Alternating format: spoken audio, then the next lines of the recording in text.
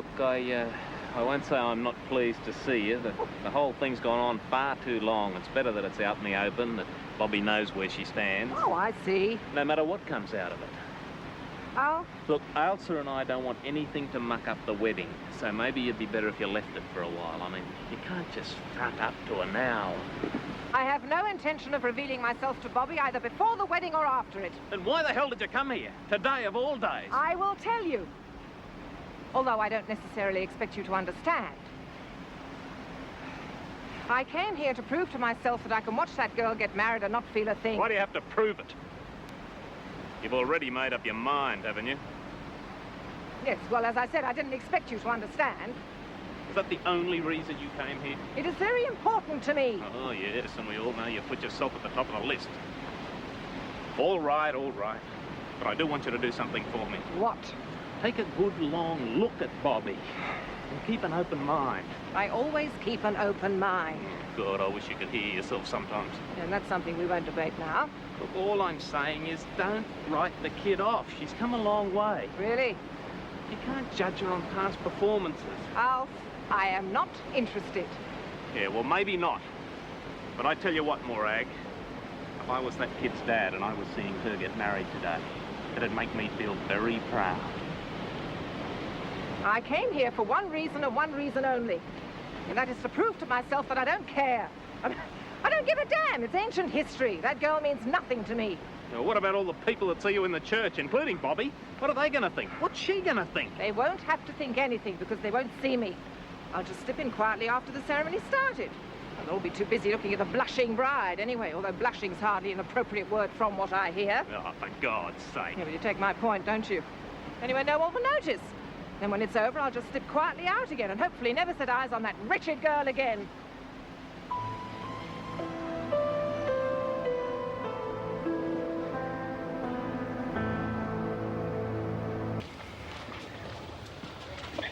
Hello, Morag. Ailsa, I suppose you're also expecting great revelations. We've given up expecting anything. Morag's just here to see Bobby get married, like watching some circus, and then she's off again. I see. I've had a gutful of this, so I'm going to go and get ready for the wedding. Well, I can't say I'm thankful to Alfred for telling you the sordid history. In fact, I'm disgusted he couldn't keep his mouth shut. But I suppose I should be grateful to you. Why's that? For being discreet about it. What did you expect me to do? Announce it to the world? Oh, I thought you might have made a bit of capital out of it, yes. But as I say, I'm grateful you didn't. Think nothing of it, Morag. Oh, I brought you a present. For the baby. Thank you. Well, I had to have an official reason for coming here. Of course. I hope you don't think it's a token of my approval, though. Oh, I wouldn't think that. Because it is quite beyond me. What is? Not only do you encumber Alfred with this ridiculous marriage, it's now entirely possible you're going to land him up with a disabled child. Oh, you've researched that, have you? You're sure of your facts? I know the statistical likelihood, yes. And you're absolutely convinced that the very worst will happen? It might well. I don't understand you. A woman of your age. I would have thought you'd have had more sense by now to make sure that accidents don't happen. Haven't you ever wondered, Morag, whether people might not prefer you to keep your opinions to yourself? Oh, I'm sure they might. But I never did see why I should resort to needless euphemizing. No, of course not. Indeed, why should you? But if something does go wrong, and if by some chance I do happen to have a disabled child, at least I'll love it and care for it and see it through life. Unlike me, is that what you're saying? Unlike you. Thank you very much for the present. I'll make sure that everybody knows that's why you came to town. If you'll excuse me, I have to get ready too. Auntie Morag, what are you doing here? Your aunt brought a present for the baby. What baby? Oh, you're getting in early? Well, why not? Well, how long are you here for? We've got to go to the church in a minute. Can you wait till we get back? Well, I'd like to, darling, but I'm afraid I can't. I've arranged to go back on the next seaplane. Oh. Oh, well. Well, I guess my timing was a little out, wasn't it? Dearly beloved, we are gathered here in the presence of God to join together this man and this woman in holy matrimony, which is an honorable state of life, instituted from the beginning by God himself. My darling Bobby, when I turn to look at you on this auspicious day, my heart My darling Bobby, when I look at you today, my heart sings with joy. No, look, I had something written here, but it's not really what I want to say.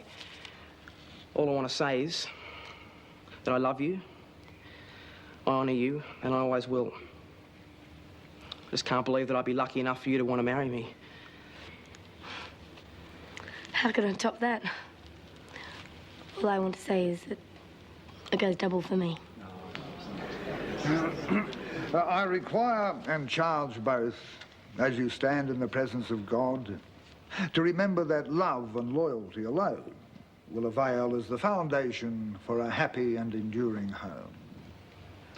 No other human ties are as tender, no other vows are as sacred as those you now assume. And if these solemn vows be kept, your life will be full of joy, and the home you establish will abide in peace. And now repeat after me.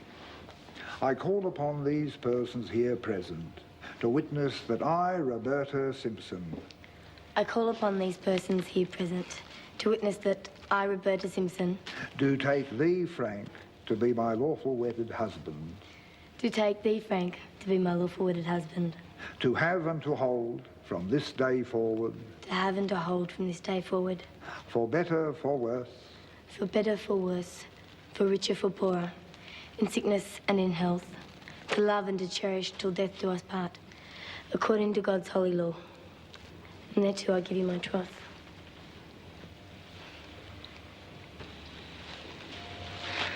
By the power vested in me and according to God's holy law and commandment, I now pronounce you husband and wife.